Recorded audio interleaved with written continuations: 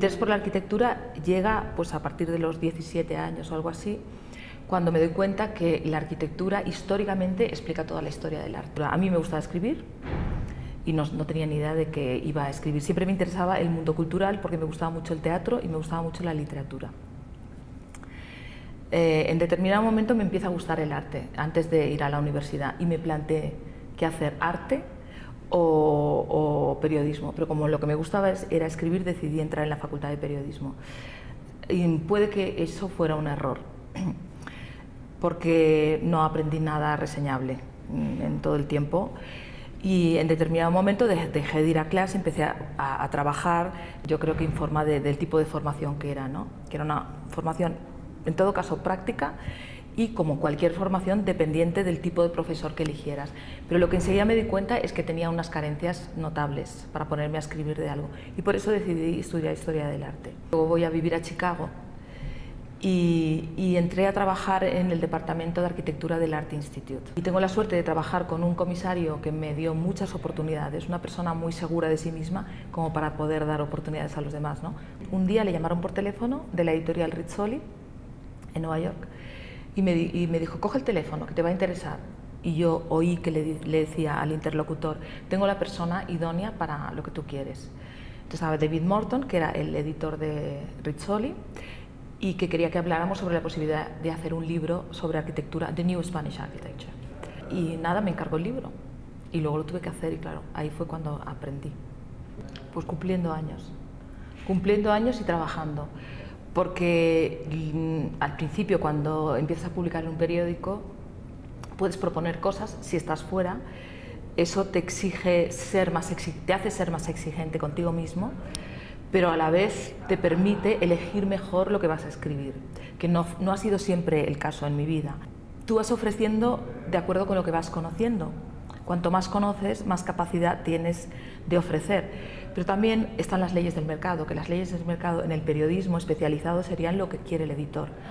Y trabajando para un medio de comunicación de masas, lo que el editor quiere son las estrellas. Eso ha cambiado, pero te diría que solo en los últimos, tal vez siendo optimista, 5 años, a partir de 2008, 2007, 2006 tal vez, ¿no? Con la crisis, ¿no? Las crisis son lo que hace poner en crisis modus operandi, ¿no?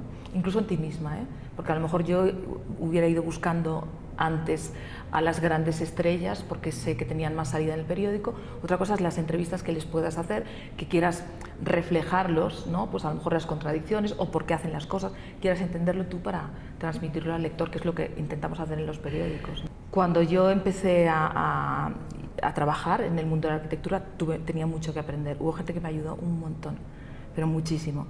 Y había gente que se sentía, que he recibido todo tipo de tratamiento. Personalmente no tanto, pero luego, cuando el periódico me encargó que hiciera un blog de arquitectura, para mí fue un shock leer los comentarios de la gente que escribía, que si payasa, que si cuánto cobras. O sea, es cierto que eran la excepción este tipo de comentarios, pero no te puedes imaginar que corre todo eso por la cabeza de las personas, ¿no? Sobre todo porque yo he estado muchos años haciendo periodismo, especializado, he estado haciendo entrevistas y he estado haciendo reportajes. He introducido el elemento crítico cuando he creído que podía decir algo, que evidentemente me puedo equivocar, pero con el objetivo de aportar con esa visión y de arriesgarme también, de poner más como profesional. Y también coincidiendo con una época del periodismo que ha sido la evolución, en la época de ahora que todas las noticias están digitalizadas, el medio impreso tiene que aportar algo más. Tenemos que aportar no solo información, sino también opinión, añadir un valor, ¿no?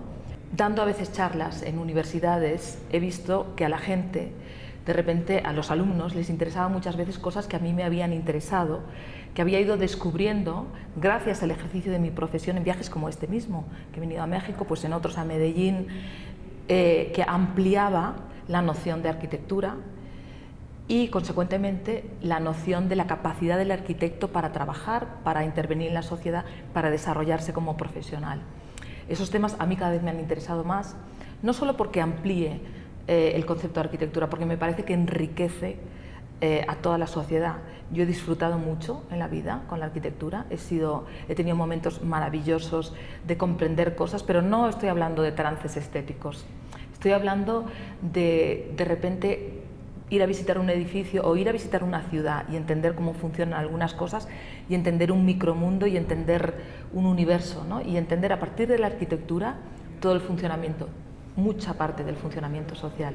Sería una equivocación que un medio de difusión de masas, de comunicación de masas, intentara alejar al lector. Eso sería no solo una contradicción, sería una locura.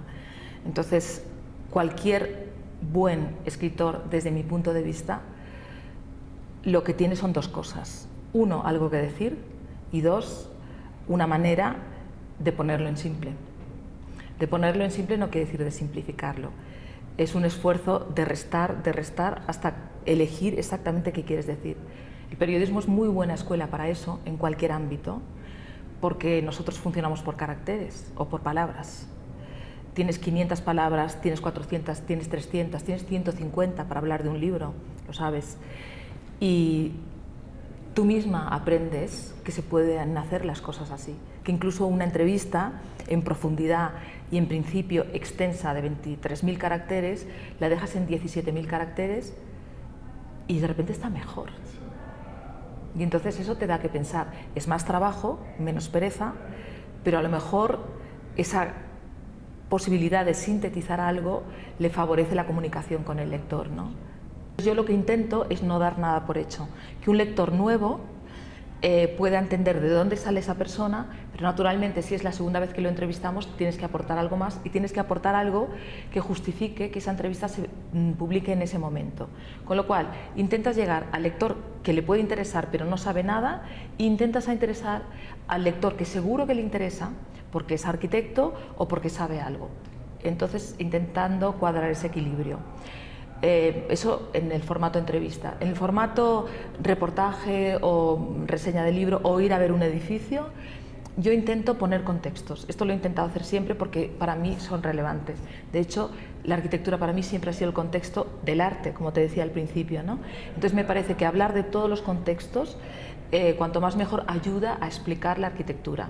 En el periodismo eso se llama pinceladas de color, dar color.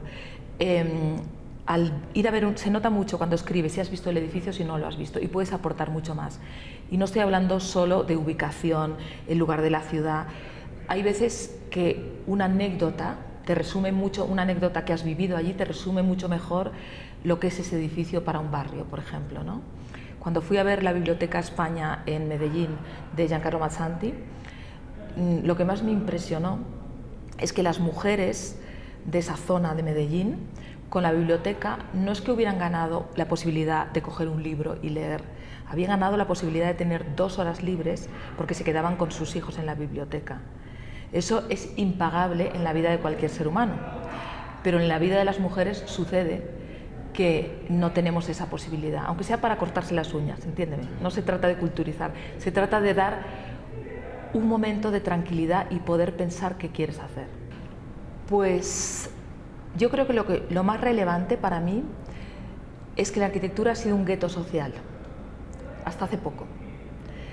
Y creo que el acceso de muchos estudiantes a arquitectura debe forzosamente transformar la propia disciplina. Hace muchos años que el arquitecto dejó de ser un hombre con pajarita y con las gafitas redondas de Le Corbusier y vestido de negro posiblemente, hace muchos años. Y hay muchas escuelas y hay muchos lugares donde no parecen haberse dado mucha cuenta de esta transformación. A mí me parece muy, muy, muy enriquecedor en todos los aspectos observar lo que hacen muchos nuevos arquitectos. Esto es un arquitecto distinto del de la pajarita y es un mundo distinto también.